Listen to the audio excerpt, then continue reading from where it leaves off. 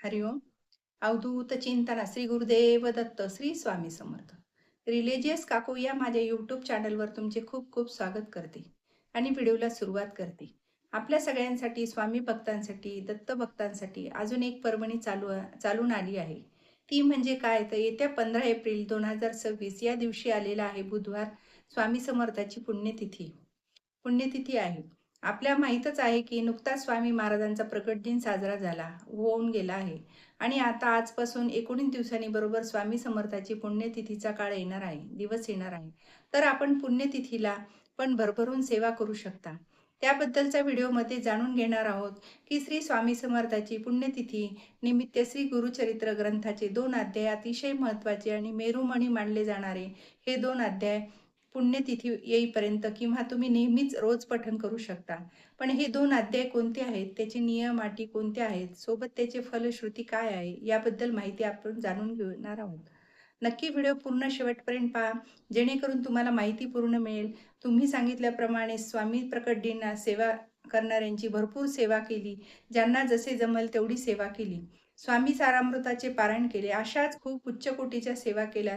तर आता ज्यांना कोणाला प्रकट दिनानिमित्त सेवाच करू शकला नाही, तर अजून एक पर्वणी आहे तुम्हाला सेवा करण्यासाठी. संधीचे सोनं करा. पुण्यतिथीची सेवा खूप उच्च कोटीची आहे, त्यामुळे ही संधी सोडू नका.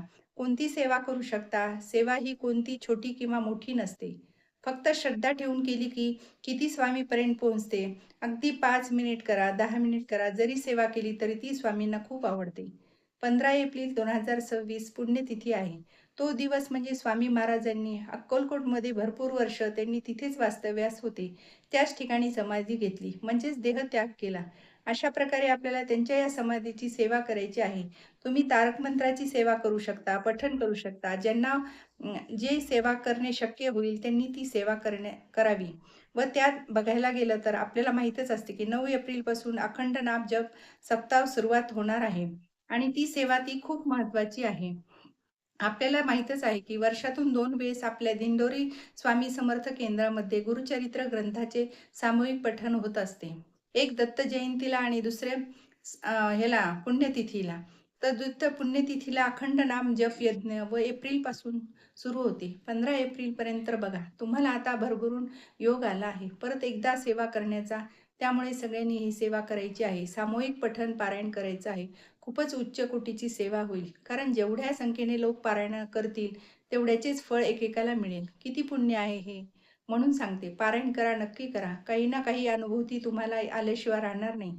तुमचे जर केंद्रात जाणे शक्य नसेल तर तुम्ही हे पारायण घरीच करू शकता आणि ग्रंथातील 2 अध्याय पण केलेले तर तुम्हाला दत्त कृपा होईलच आणि स्वामी महाराजांची पण कृपा होईल. म्हणून त्यासाठी गुरुचरित्र ग्रंथातील तुम्हाला 14वा अध्याय पठण करावा आणि 18वा अध्याय पठण करावा. हे दोन्ही अध्याय गुरुचरित्राचे मेरुमणी मानले गेलेले आहेत. अतिशय प्रभावी असे हे अध्याय आहेत. आयुष्याची सोनं करणारे आहेत. गुरुचरित्र ग्रंथातील अध्याय आपल्याला काहीतरी शिकून जातो. गुरुचरित्र ग्रंथ हा दिव्य ग्रंथ आहे. तुम्हाला वाटत असेल की आता माझं सगळं चांगलं झालेलं आहे, पण येणाऱ्या दिवसात अडचणी, प्रत्येक संकट येऊ नये म्हणून येणाऱ्या अडचणींना तोंड देण्यासाठी, खंबीर होण्यासाठी हे गुरुचरित्रातले 2 अध्याय खूप म्हणजे असे कष्टाचे याचे दिवस येऊ नयेत म्हणून 2 अध्याय हे महत्त्वाचे आहेत आणि म्हणून कृपया ह्या अध्यायाचे पठण करा. जेव्हा तुम्ही 7 दिवसाची गुरुचरित्र ग्रंथाचे पारायण करता, तेव्हा तुम्हाला काही नियम पाळावे लागतील. ते म्हणजे तुम्हाला पावित्र्य होऊन पारायणाला बसायचे आहे. अन्न घ्यायचे नाही, कोणाला उच्च स्वरात बोलायचे नाही, घरात आनंदी वातावरण ठेवावे. अशा प्रकारे तुम्ही सेवा केली तर ती सेवा स्वामीचरणी रुजू होते. त्यामुळे या नियमाचे पालन करणे खूप आपल्याला गरजेचे आहे आणि सेवाही चालू करा. श्री स्वामी समर्थ, श्री स्वामी समर्थ. तुम्हाला जर हा व्हिडिओ माझा आवडल्यास लाईक, शेअर आणि सबस्क्राईब करायला विसरू नका. श्री स्वामी समर्थ, श्री स्वामी समर्थ.